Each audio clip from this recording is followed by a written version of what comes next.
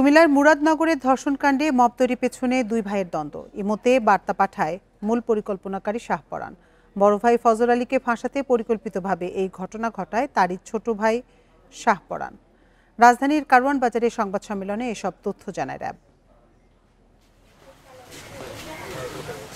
গত ২৬ জুন কুমিল্লার মুরাদনগরের এক নারীকে নির্যাতনের ভিডিও ভাইরাল হয় সামাজিক যোগাযোগ মাধ্যমে।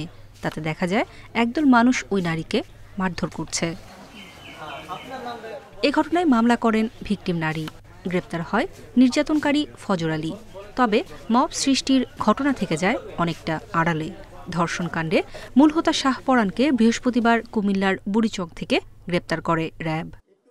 মবটা যারা করেছে, যারা এই সোশ্যাল মিডিয়াতে এই ভিডিওটাকে ভাইরাল করেছে, তাদের কয়েকজন ধরা পড়লো। এটার যে উস্কানিদাতা তিনি ধরা পড়েননি। একটা চৌকস অভিযানিক দল গতকাল এই শাহপরাণের যে রহস্যটা সেটা আমরা জানার পর তাকে আমরা গতকাল কুমিল্লা থেকেই অ্যারেস্ট করা হয়। র্যাব জানায় ভুক্তভোগী নারীকে উত্ত্যক্ত করতেন ফজর আলী ও তার ভাই শাহপরাণ। এ নিয়ে দুই ভাইয়ের শুরু হয় দ্বন্দ্ব। পরে সালিশে ছোট ভাই শাহপরাণকে মারধর করেন ফজর আলী। এর জেরে ২৬ জুন রাতে ফজর আলী যখন ওই নারীর ঘরে যান তখন ইমোতে বার্তা দিয়ে লোক জড়ো করেন শাহপরাণ। তাতে দেখা যায় একদল মানুষ ওই নারীকে মারধর করছে। এই ফজর আলী যে কিনা ধর্ষক হিসাবে অ্যারেস্টেড, সে এই ভিকটিমের মাকে সুদের বিনিময়ে ৫০,০০০ টাকা ধার দেয়। তো সেই ধারের টাকা আদায় করার জন্যই মাঝে মাঝে তাদের বাসায় যেত। ঘটনার দিনও তেমনি এই টাকা আদায়ের সূত্র ধরেই তিনি ওই বাসায় গিয়েছিলেন রাতের বেলা। এ ঘটনায় জড়িত বাকিদের ধরতে অভিযান চলমান বলে জানিয়েছে র্যাব। নূরে জান্নাত, ইন্ডিপেন্ডেন্ট নিউজ, ঢাকা। যে কোনো মূল্যে সীমান্ত হত্যা বন্ধ করা হবে বলে জানিয়েছেন জাতীয় নাগরিক পার্টির আহ্বায়ক নাহিদ ইসলাম। দুপুরে ঠাকুরগাঁও পুরাতন বাসস্ট্যান্ড গোলচত্বরে জুলাই পদযাত্রার শুরুতে এ কথা বলেন তিনি। জানান, সীমান্তে বাংলাদেশিদের নির্বিচারে গুলি করে হত্যা ও অবৈধভাবে পুশিং করা হচ্ছে, যা বন্ধ হওয়া প্রয়োজন। নতুন দেশ গঠনে সারা দেশে কর্মসূচি চলছে উল্লেখ করে নাহিদ বলেন, জুলাই ঘোষণাপত্র সংস্কার, বিচার ও নতুন সংবিধানের মাধ্যমে নির্বাচন চায় এনসিপি। জুলাই সনদ জুলাইয়ে দেওয়ার আহ্বান জানান তিনি। এর আগে সকালে পঞ্চগড়ে আটোয়ারী উপজেলায় জাতীয় নাগরিক পার্টি উপজেলা কার্যালয় উদ্বোধন করা হয়। বিকেলে দিনাজপুরে জনসভায় যোগ দেবেন এনসিপি নেতারা।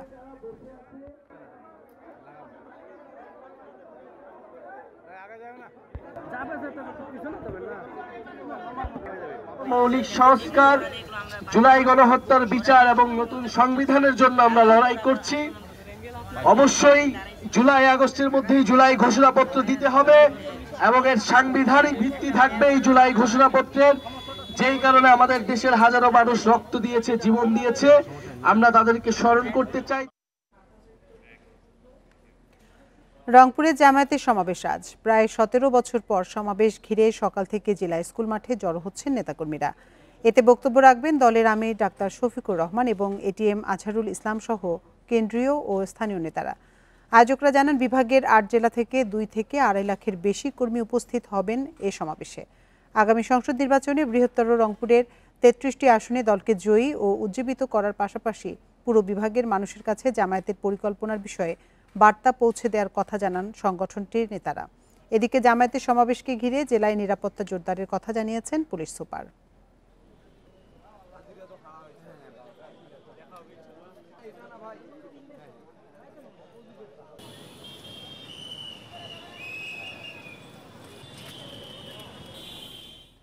বর্তমান পরিস্থিতিতে সুষ্ঠু নির্বাচন সম্ভব কিনা তা নিয়ে সংশয় প্রকাশ করেছেন জামায়াতে ইসলামীর আমির ডাক্তার শফিকুর রহমান। দুপুরে সৈয়দপুর বিমানবন্দরে পাটগ্রাম পরিস্থিতি নিয়ে সাংবাদিকদের প্রশ্নের জবাবে একথা বলেন তিনি। এ সময় যে দলের কর্মীরা মবের সাথে জড়িত তাদের দলীয়ভাবে নিয়ন্ত্রণের আহ্বান জানান জামায়াতের আমির। পাটগ্রাম আমাদের চোখের সামনে না, এখন দেশের এই পরিস্থিতি বিরাজ করছে। এমন পরিস্থিতিতে নির্বাচন কিসের, কি নির্বাচন হবে? এই জন্য আগে নির্বাচনের পরিবেশ অবশ্যই তৈরি করতে হবে। এই পরিবেশ তৈরির জন্যই সংস্কারের প্রশ্নগুলো এসেছে। আমরা আশা করি সপ্তাহের ব্যবধানে রাজধানীতে বেড়েছে চাল ও মুরগির দাম। বাড়তি দামে বিক্রি হচ্ছে বেশ কিছু সবজিও। কেজিতে 2 থেকে 6 টাকা পর্যন্ত বেড়েছে সব ধরনের চালের দাম। মুরগির কেজিতে দাম বেড়েছে 10 থেকে 20 টাকা। ক্রেতাদের অভিযোগ, নিয়মিত তদারকি না থাকায় ইচ্ছে মতো বাড়ানো হচ্ছে দাম। ঈদের পর থেকেই বাড়তে থাকা চালের দাম কোনোভাবেই নিয়ন্ত্রণ করা যাচ্ছে না। একদিনের ব্যবধানেই বেড়ে গেছে দাম।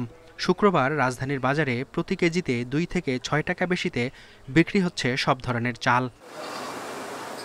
মানভেদে মিনিকেটের কেজি বিক্রি হচ্ছে 80 থেকে 82 টাকায়। ঈদের আগে এই দাম ছিল 75 থেকে 78 টাকা। এছাড়া কেজিতে 6 টাকা বেড়ে সরু নাজিরশাল চাল বিক্রি হচ্ছে 82 থেকে 88 টাকায়। খুচরা বাজারে প্রতি কেজি মোটা চাল স্বর্ণার দাম রাখা হচ্ছে 56 থেকে 57 টাকা। দাম বাড়ার কারণ হিসেবে মিল মালিকদের কারসাজিকেই দুষছেন বিক্রেতারা।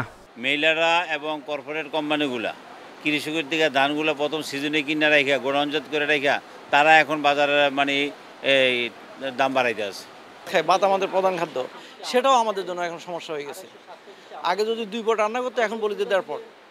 মানে একটু কম খাবো, কিন্তু ভাত যেন অতিরিক্ত না থাকে। চালের সঙ্গে বাড়তি মুরগির দামও 160 থেকে 170 টাকা কেজি দরে বিক্রি হচ্ছে ব্রয়লার মুরগি, যা গত সপ্তাহে ছিল 150 টাকা। সোনালী মুরগির দামও 10 থেকে 20 টাকা বেড়ে বিক্রি হচ্ছে 310 থেকে 320 টাকায়। দেশি মুরগির দাম প্রতি কেজি 550 টাকা। কালকে রাতে বৃষ্টি হওয়ার কারণে কাঁচা রোডে গাড়ি যায় না, অনেক গাড়িগুলো মনে হয় রিটার্ন চলে আসছে। এই কারণে ব্রয়লারটা কেজি 10 টাকা, আর নাহলে সব মুরগির দামটা নিয়ন্ত্রণে আছে। সবজির দাম কয়েকদিনের তুলনায় শুক্রবার কিছুটা কমলেও তা গত সপ্তাহের চেয়ে বেশি। 30 থেকে 50 টাকায় বেশিরভাগ গ্রীষ্মকালীন সবজি মিললেও বেগুন, কাঁকরোল, করলার দাম 60 থেকে 80 টাকার মধ্যে। অনেক দাম, সব জিনিসের দাম, ভেন্ডি, এই যে পটল, দেখা যায় একটু আলুতে দাম কম ছিল, তাও বেড়ে গেছে। তেলের দাম, চাউলের দাম, কিভাবে মানুষজন খাবে, করবে, তারা বিক্রি করে বলে উপর থেকে বাড়ায়, তাই আমরাও বাড়াই। এরপরে বৃষ্টি হয়েছে, বৃষ্টি বাদলে একটু বেশি, এরপরে সারের লগে তুলনা দেয়া কৃষকের দাবি হইল কি, আমি তো অনেক চ্যানেলে দেখলাম কৃষকরা দাবি করতে থাকা সরকার যদি সারের দামটা কমিয়ে দিত তো আমরা কৃষকেরা বাঁচতাম, দেশের জনগণ একটু ঠিক মতন পাইতো। এদিকে কেজিতে 5 টাকা বেড়ে পেঁয়াজ বিক্রি হচ্ছে 60 টাকায়। 30 থেকে 40 টাকা বেড়ে কাঁচামরিচ বিক্রি হচ্ছে 100 টাকা কেজি দরে। Mehedi Hasan, independent news, Dhaka. পাবনার সাথিয়ায় ট্রাক ও বাসের সংঘর্ষে 3 জন নিহত হয়েছেন, আহত হয়েছেন অন্তত 10 জন। ভোরে ঢাকা পাবনা মহাসড়কের পূর্ব বনগ্রাম এলাকায় এ দুর্ঘটনা ঘটে। পুলিশ জানায় বাসটি ঢাকা থেকে পাবনার দিকে যাচ্ছিল। পথে বিপরীত দিক থেকে আসা একটি পাথর বোঝাই ট্রাকের সঙ্গে সংঘর্ষ হয়। এতে ঘটনাস্থলে বাসের যাত্রী আবেদ আলী, মনসুর আলী ও অজ্ঞাত পরিচয় এক যুবকের মৃত্যু হয়। পুলিশ খবর পেয়ে আহতদের উদ্ধার করে স্থানীয় বিভিন্ন হাসপাতালে ভর্তি করে। এদিকে গোপালগঞ্জ সদরে বাসের ধাক্কায় সড়কে দাঁড়িয়ে থাকা ট্রাক চালক ও সহকারী নিহত হয়েছেন। এছাড়া সাতক্ষীরা ও চট্টগ্রামে আলাদা সড়ক দুর্ঘটনায় প্রাণ গেছে আরও 2 জনের।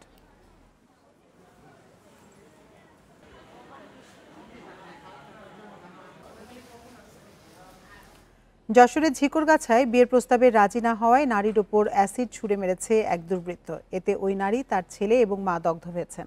বৃহস্পতিবার রাতে উপজেলার গদখালি গ্রামে এ ঘটনা ঘটে। দগ্ধ 3 জন হলেন গদখালি গ্রামের রিপা খাতুন, ছেলে ইয়ানুর ও রিপার মা রাহেলা বেগম। পুলিশ জানিয়েছে ঝিকরগাছার মঠবাড়ি গ্রামের জসিমউদ্দিন পাশের গদখালি গ্রামের রিপাকে কিছুদিন ধরে বিয়ের প্রস্তাব দিয়ে আসছিল, কিন্তু রিপার রাজি না হওয়ায় রাতে তাদের বাড়ির জানালা দিয়ে অ্যাসিড ছুড়ে মারে জসিম। এতে দগ্ধ হন ওই 3 জন। তাদের উদ্ধার করে যশোর সদর হাসপাতালে ভর্তি করা হয়েছে।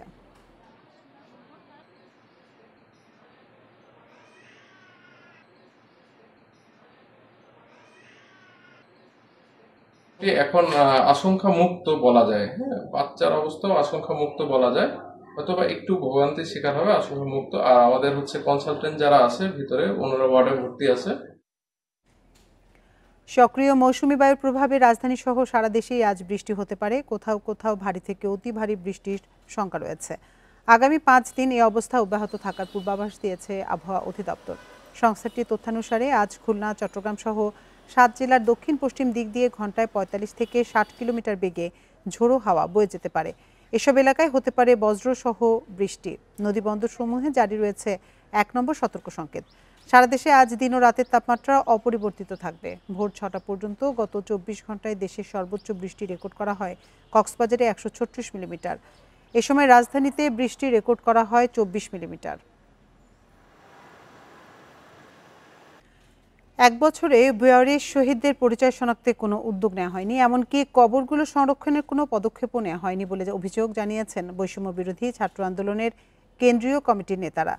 সকালে রাজধানীর রায়েরবাজার বুদ্ধিজীবী কবরস্থানে শহীদের কবর জিয়ারতের পর এসব কথা বলেন নেতারা।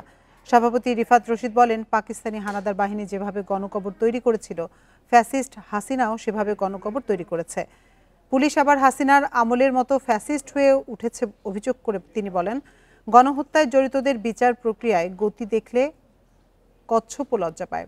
আওয়ামী লীগ বাংলাদেশের জন্য কালসাপ বলেও মন্তব্য করেন এই নেতা। এ সময় আগামী 3 দিন সারা দেশের সকল শহীদদের কবর জিয়ারত ও আহতদের খোঁজ খবর নেওয়ার কর্মসূচি ঘোষণা করেন। এছাড়া জুলাই শহীদ জেনেভা ক্যাম্পের বাসিন্দা রনির জুলাই যোদ্ধার স্বীকৃতি দাবি করেন। পরশুদিন আমরা 3 দিন সারা দেশের যত শহীদদের কবর আছে সবগুলো শহীদদের কবর জিয়ারত করব এবং শহীদ পরিবারে যাব, তাদের খোঁজ খবর নিব।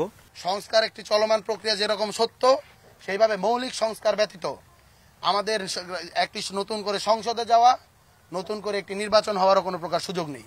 মৌলিক সংস্কারের প্রতি আমাদের আসলে বলবো যে এখানে জিরো টলারেন্স নীতি গ্রহণ করা হবে। স্বৈরাচারী শেখ হাসিনার সরকারের বিরুদ্ধে গণ অভ্যুত্থানে গেল বছরের 18 জুলাই শহীদ হন মেধাবী ছাত্র শাকিল পারভেজ। আন্দোলনে নেতৃত্ব দেওয়া শাকিলের কথা বলতে গিয়ে বারবার কান্নায় ভেঙে পড়েন তার বাবা। তিনি মনে করেন, তার ছেলের মতো হাজারো শহীদের বিনিময়ে পাওয়া নতুন এই বাংলাদেশ যেন আর কখনো স্বৈরাচারের পথ অনুসরণ করে বিপথে না যায়।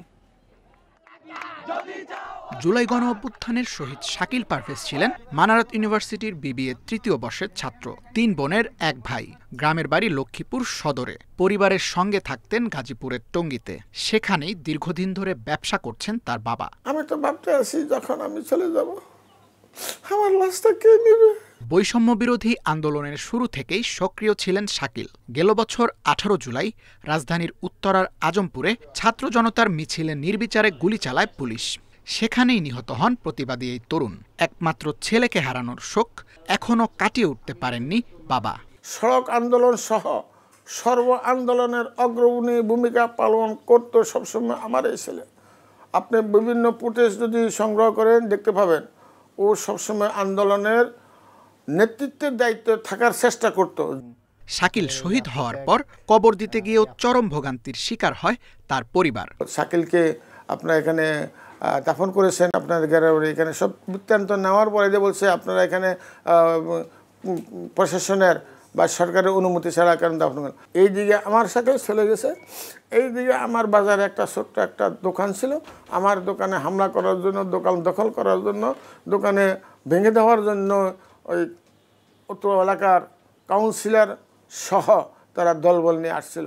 গাজীপুর ব্লাড ব্যাংকের প্রেসিডেন্ট ছিলেন শাকিল। বহু মানুষকে করেছেন রক্তদান। ছিলেন মানারত ইউনিভার্সিটির ফুটবল দলের সদস্য। অভিনয়সহ সাংস্কৃতিক কর্মকাণ্ডেও ছিলেন এগিয়ে। শাকিলের আত্মদান শ্রদ্ধার সঙ্গে স্মরণ করেন তার সহপাঠীরা। 18 জুলাই সকাল 11টার পরপরই শাকিল ফেসবুকে একটা স্ট্যাটাস দেয় যে এ যেন এক অঘোষিত যুদ্ধ, সবাই বিএনএসে আসুন।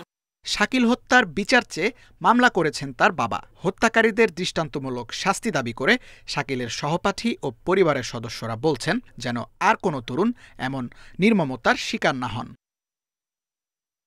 Tanvir Ahmed, independent news, Dhaka. পাক ভারত উপমহাদেশের মানুষ বিক্রি, আত্মবিক্রি ও দাসখতে নিবন্ধিত দলিল উদ্ধার হয়েছে, যা কয়েকশো বছরের পুরনো, বৈচিত্র্যপূর্ণ ও কালের সাক্ষী।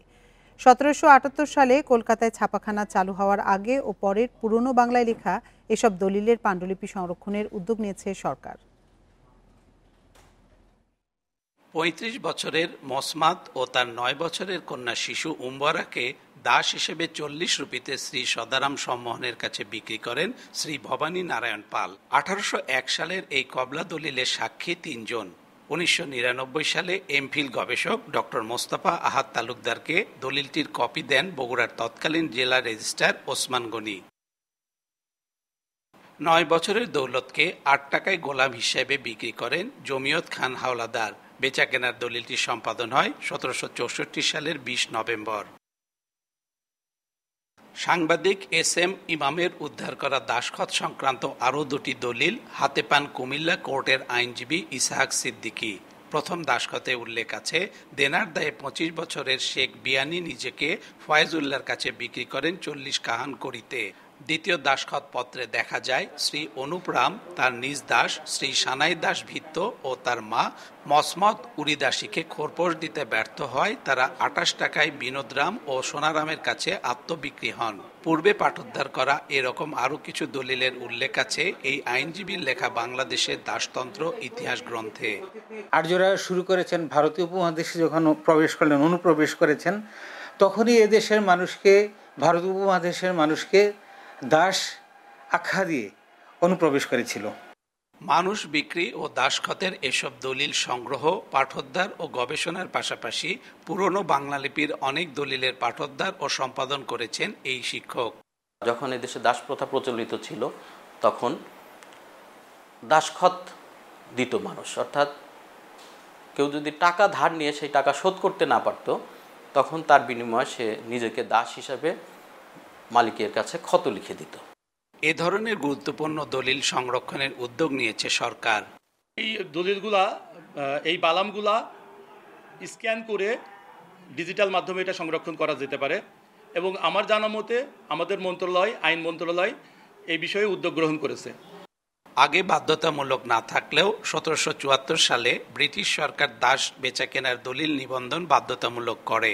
সে সময় দলিলের রেজিস্ট্রেশন ফি ছিল 4 টাকা 4 আনা। Hasibur Rahman, independent news, Bogura. নদী ভাঙন আতঙ্কে গাইবান্ধার সদর উপজেলার 5 শতাধিক পরিবার। এরই মধ্যে ভাঙনে বিলীন হয়েছে অনেকের ফসলি জমি, বসতভিটা হারিয়ে আশ্রয়হীন অনেক বাসিন্দা। পানি উন্নয়ন বোর্ড সমাধানের আশ্বাস দিলেও স্থানীয় উদ্যোগেই ভাঙন ঠেকানোর চেষ্টা চলছে অনেক এলাকায়। গাইবান্ধায় 3 বছর ধরেই ভাঙনের প্রবণতা বেশি। ব্রহ্মপুত্র, যমুনা, তিস্তা, ঘাঘট, করতোয়া নদীর তীর এলাকায় বর্ষা মৌসুমে আতঙ্ক বেড়েছে নদী তীরের বাসিন্দাদের। এখন আতঙ্কে দিন পার করছে 500 পরিবার। নদীতে বিলীন হওয়ার আশঙ্কায় ফসলি জমি, ঘরবাড়ি, শিক্ষা প্রতিষ্ঠান। 10-15টা বাড়িটা সব বাড়ি আসছিল, 15-20টা ঘর আসছিল, এখন ফের 20-30টা বাড়ি এখন ফের যাচ্ছে। এতদিন তো নদী ওই দিকে ছিল, এখন তো নদী অনেক দূরে ছিল, এখন সেগুলো দিয়ে জায়গা উঠে গেছে, আমার ঘরে বাড়ি ভাঙি যাচ্ছি। পানি উন্নয়ন বোর্ডে কাগজপাতি দিয়েছি, তাদের বলছি, তারা 2বার করে আইসা ম্যাপে নিয়ে গেল, তে আশ্বাস দিল যে কাজ হবে। তো এখন আর তো পানি উন্নয়ন বোর্ড থেকে আর কোনো কিছু বুঝলাম না আমরা। পানি উন্নয়ন বোর্ড থেকে সমাধান না পেয়ে অনেক এলাকায় স্থানীয় উদ্যোগে চলছে বাঁশ বালুর বস্তা দিয়ে ভাঙন ঠেকানোর চেষ্টা, কিন্তু এতে কতটা কাজ হবে সংশয় থেকেই যাচ্ছে তা নিয়ে। এই বাড়িঘর উদ্যোগ নিয়েছি আমরা, এই যে বান্ডাল দেওয়ার ছিল, এটা 2 বছর হলো কাজ করতেছি আমরা। ভাঙনটা আমরা বহুদিন থেকে চেষ্টা করেছি, আরো 2বার বান্ডাল দিছি, দেওয়ার পরে সে বাঁশগুলো তো নষ্ট হয়েছে, আবার বাঁশ কিনছি, কিনে এনে বান্ডালগুলো দিছি, মানে কামনা কিষণ বহু টাকা খরচ হয়ে গেছে। ভাঙনের হুমকিতে থাকা 35 কিলোমিটার এলাকা সংস্কার করা হয়েছে। অসমাপ্ত 22 কিলোমিটার সংস্কারে এরই মধ্যে পদক্ষেপ নেওয়া হয়। ডিপিপিগুলো আছে, এগুলো অনুমোদন এবং বাস্তবায়িত হলে যমুনা কেন্দ্রিক যে সুন্দরগঞ্জ এবং সদর উপজেলায় প্রস্তাবিত প্রকল্পের যে আমরা নদী ভাঙন এলাকাগুলো চিহ্নিত করেছি, সেগুলো সম্পূর্ণ নদী ভাঙনের ঝুঁকিমুক্ত হবে। 3 বছরে গাইবান্ধার 4 উপজেলার নদী তীরের অর্ধশত শিক্ষা প্রতিষ্ঠান এবং 15,000 পরিবারের বাড়িঘর বিলীন হয়েছে। Independent news. ডেঙ্গুর পাশাপাশি চোখ রাঙাচ্ছে করোনা। গত 1 মাসে করোনায় মারা গেছেন 23 জন আর আক্রান্ত হয়েছেন 433 জন। করোনায় আক্রান্ত বেশিরভাগই ঢাকার বাইরের। চিকিৎসকেরা বলছেন ডেঙ্গুর পাশাপাশি বাড়ছে করোনার সংক্রমণ। স্বাস্থ্যবিধি মেনে চলার পরামর্শ চিকিৎসকদের। রাজধানীর মহাখালী ডিএনসিসি কোভিড হাসপাতাল। করোনার পাশাপাশি এই হাসপাতালে রয়েছে ডেঙ্গু রোগীও। গত 1 মাসে ডেঙ্গুতে আক্রান্ত হয়েছেন 6,500-এর বেশি মানুষ আর মারা গেছেন 22 জন। ডেঙ্গুতে ঢাকায় আক্রান্তের চেয়ে বাইরের রোগীর সংখ্যাই বেশি। বিভিন্ন জেলা থেকে ঢাকায় আসছেন চিকিৎসা নিতে। 1 মাসের ব্যবধানে এই হাসপাতালে ডেঙ্গুতে আক্রান্ত হয়ে ভর্তি হয়েছেন 100 জনের বেশি। ব্যথার পরের থেকে আবার ফিরে জ্বর, আস্তে আস্তে খালি জ্বর বাড়ে, খালি বাড়ে। প্লেটলেট 47,000 চলে যাওয়ায় আমারে মানিকগঞ্জ থেকে 2টা হসপিটাল থেকে সদর এবং কি মুন্নু থেকে আমারে বলে যে ডিএনসিসিতে ভর্তি হওয়ার জন্য। সাথে সাথে অ্যাম্বুলেন্স নিয়ে রাত 9টার দিকে এখানে এসে ভর্তি হয়ে আমি। ফার্মেসির থেকে বললো যে 3 দিন হইলে আপনি টেস্ট করাইন। তারপর তেজগাঁও স্বাস্থ্য কমপ্লেক্সে গিয়ে টেস্ট করাইলাম। পরে 1 দিন পর সকালে রিপোর্ট আনতে গেলাম, দেখে ডেঙ্গু পজিটিভ আসছে।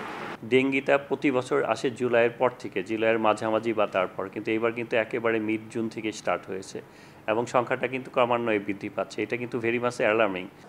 করোনায় আক্রান্ত রোগীও ভর্তি এই হাসপাতালে। কুমিল্লা, গাইবান্ধা, ময়মনসিংহ থেকেও উন্নত চিকিৎসার জন্য রোগীরা এসেছেন।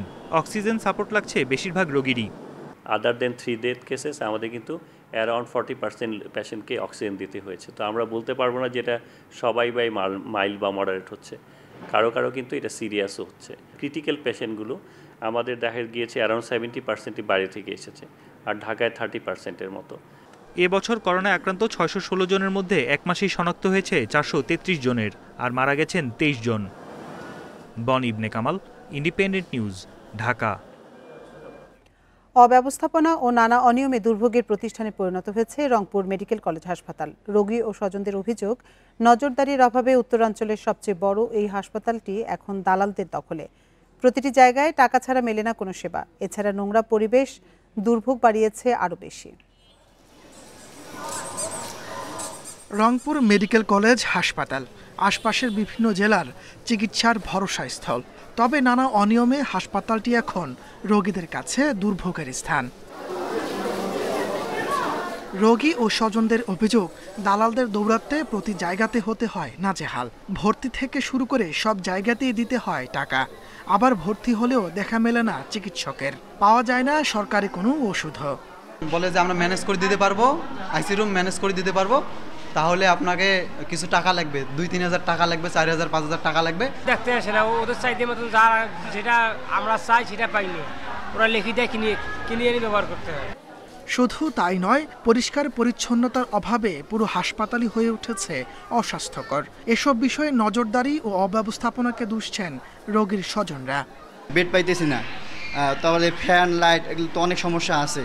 বিশেষ করে আমাদের কথা হচ্ছে যে আমরা এই মেডিকেল দুর্নীতিমুক্ত আমরা চাই। অল্প কিছু টাকা দিয়ে আমি তাদেরকে ভর্তি করাইছি, এখন এতটুকু যদি আমি না দেই তাহলে তারা কোনো প্রকার অ্যালাউ করতেছে না, এর সঙ্গে আনসাররাও জড়িত। হাসপাতাল পরিচালক বলছেন, ধারণ ক্ষমতার বেশি রোগীর চিকিৎসা দিতে হিমশিম খেতে হয়। এছাড়া অনিয়মের কোনো অভিযোগ পেলে ব্যবস্থা নেওয়ার আশ্বাস দিয়েছেন তিনি। পরিষ্কার পরিচ্ছন্ন কর্মীর স্বল্পতা আছে। আমাদের সরকারি এবং আউটসোর্সিং দুইটা মিলে আমাদের যেই পরিমাণ পরিচ্ছন্ন কর্মী আছে সেটা হলো আসলে প্রয়োজনের তুলনায় খুবই কম। যে অনেক ক্ষেত্রে হয়তো বা কোনো এক শ্রেণী কিছু সুযোগ সুবিধা নেওয়ার চেষ্টা করে। আপনি বললেন যেহেতু আমি ব্যাপারটা দেখব, যে যদি কি এরকম থাকে যে এখানে মধ্যস্থতা করছে টাকার বিনিময়, সেটা আমি অবশ্যই দেখে আমি যথেষ্ট ব্যবস্থা নিব। 1000 শয্যার রংপুর মেডিকেলে গড়ে রোগী ভর্তি থাকে 2500-এর বেশি। দালালদের দৌরাত্ম্য ও ভোগান্তি কমাতে দ্রুত কার্যকর ব্যবস্থা নেওয়ার দাবি রোগীদের। Independent news. দখলের কবলে বরগুনা পটুয়াখালীর রাখাইন জনগোষ্ঠীর শ্মশান উপাসনালয়। মুজিব আবাসন প্রকল্প এবং পাউবো ও প্রভাবশালী মহলের বিরুদ্ধে দখলের অভিযোগ রাখাইনদের। রাজনৈতিক প্রভাব খাটিয়ে কয়েক দশক ধরেই ভূমিদস্যুরা রাখাইন পল্লীর জমি দখল করছে, অভিযোগ তাদের। 1784 সালে প্রথম রাখাইন জনবসতি গড়ে ওঠে বাংলায়। আরাকান থেকে বঙ্গোপসাগর হয়ে বঙ্গে আসে এই জনজাতি। বরগুনার তালতলি লাউপাড়া গ্রামে 13টি রাখাইন পাড়া রয়েছে। 3 বছর আগে নিদ্রা খাল ঘেঁষা 1.5 একরের শ্মশান ঘাটের শবদেহ রাখার জায়গায় গড়ে তোলা হয়েছে একটি বাড়ি। এই ঘরটা কবে হয়েছে? ঘরটা হয়েছে 2 বছর প্লাস। অগজটি কয় সরকারি জায়গা আমরা উড়াইছে, আমরা বাধা দিয়েও তো হয়ে হুমনে না। ছোটবগি ইউনিয়নের ঠাকুরপাড়ায় রয়েছে প্রাচীন শ্মশান, সেখানে আছে বহু কবর। রাখাইন প্রতিনিধিরা বলছেন 74% শ্মশান দখলের থাবায় টিকে আছে মাত্র 15%। 74% জায়গা জমি। তো এটার এখন নিয়ে সংকটটা কি নিয়ে? সংকটটা হইলে আবার একটু আস্তে আস্তে কমতে গেছে। আমি শ্মশান খাই না খাই, এটা আমরা মাপিয়ে দেখেন, মাপিয়ে যদি আমরা পান আমার কোনো আপত্তি নেই, আমরা নিয়ে যাই। কুয়াকাটার কালাচানপাড়ার 2.5 একর শ্মশান দখল করে চলাচলের রাস্তা বন্ধ করে দেয়া হয়েছে। দখলের থাবায় কুয়াকাটার 250 বছরের পুরনো শ্রীমঙ্গল বৌদ্ধবিহারের জমিও। কলাপাড়ার বালুচরে আটকে পড়া কয়েকশো বছরের পুরনো আলোচিত নৌকাটি প্রদর্শনীর জন্য রাখা হয়েছে বিহারের জায়গায়। রাস্তা থেকে 25 ফুট তারা দাবি করতেছে, বলে যে এই বিহারের মধ্যেও তাদের পানি উন্নয়ন বোর্ডের জায়গা রয়েছে। এখন আমাদের কথা হচ্ছে পানি উন্নয়ন বোর্ড তো বাংলাদেশ স্বাধীন হওয়ার অনেক পরে আসছে, কিন্তু বাংলাদেশ স্বাধীন হওয়ারও অনেক আগে, আমরা 100-150 বা 200 বছর আগে আমাদের এই প্রতিষ্ঠান। আদিবাসী অধিকার কর্মীদের দাবি কয়েক দশক ধরেই দখল হচ্ছে রাখাইনদের উপাসনালয় ও শ্মশান। শ্মশানগুলা, তারপর ওই যে আমাদের পুকুরগুলা, তারপর আপনার ওই যে বৌদ্ধ বিহারগুলা, এগুলো তো এইভাবে ভুয়া কাগজপত্র সৃষ্টি করে মানে দখল নিয়ে যাইতেছে। নগরায়নের ফলে জমি জমার দাম বেড়েছে এখানে, তো সেই কারণে এই যে যারা ভূমি দখলের সাথে জড়িত ওই চক্রটা আরও বেশি তৎপর হচ্ছে, যে জমি জমার দাম বাড়ার কারণে এই 60-এর দশক থেকে এখন পর্যন্ত চলমান আছে। কুয়াকাটায় একসময় 220টি রাখাইন পল্লীর বাসিন্দা ছিল কয়েক লাখ, তবে বর্তমানে 40টি পল্লীতে থাকে মাত্র 2500 Rakhine. Shahriar Anirban, independent news, Dhaka. কাঁচা পাট ও পাটজাত পণ্য রপ্তানির ক্ষেত্রে মাসুল বা ফি বাড়ানোর সিদ্ধান্ত থেকে সরে এসেছে সরকার। গত এপ্রিলে বস্ত্র ও পাট মন্ত্রণালয় পাট ও পাট পণ্য রপ্তানিতে মাসুল বাড়িয়ে প্রজ্ঞাপন জারি করে। সেই প্রজ্ঞাপন প্রত্যাহার করা হয়েছে। বাংলাদেশ ব্যাংক বৃহস্পতিবার এ বিষয়ে প্রজ্ঞাপন জারি করেছে। নিয়ন্ত্রক সংস্থাটি ব্যাংকগুলোকে আগের হারেই মাসুল আদায়ের নির্দেশনা দিয়েছে। এপ্রিলের প্রজ্ঞাপন অনুযায়ী প্রতিবেল কাঁচা পাট রপ্তানিতে রাজস্ব বাড়িয়ে 7 টাকা নির্ধারণ করা হয়, যা আগে ছিল 2 টাকা, অর্থাৎ মাসুল বাড়ানো হয় প্রায় 3.5 গুণ। আর পাটজাত পণ্যের প্রতি 100 টাকা রপ্তানি মূল্যের বিপরীতে রাজস্ব 10 পয়সা থেকে 5 গুণ বাড়িয়ে 50 পয়সা করা হয়। ফলে পাট ও পাটজাত পণ্যের আগের হারেই মাসুল নির্ধারিত থাকছে। পাট অধিদপ্তর সূত্রে জানা গেছে 2023-24 অর্থবছরে বাংলাদেশ থেকে ভারত, পাকিস্তান, নেপাল, চীন সহ 13টি দেশে 13,44,835 বেল কাঁচা পাট রপ্তানি হয়েছে।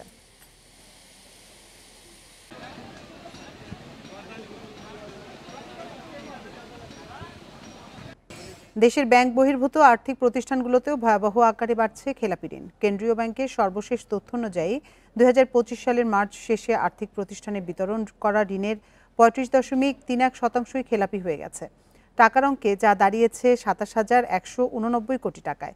এ খাতে খেলাপি ঋণ 3 মাসের ব্যবধানে বেড়েছে 2,100 কোটি এবং বছরে বেড়েছে 3,300 কোটি টাকা।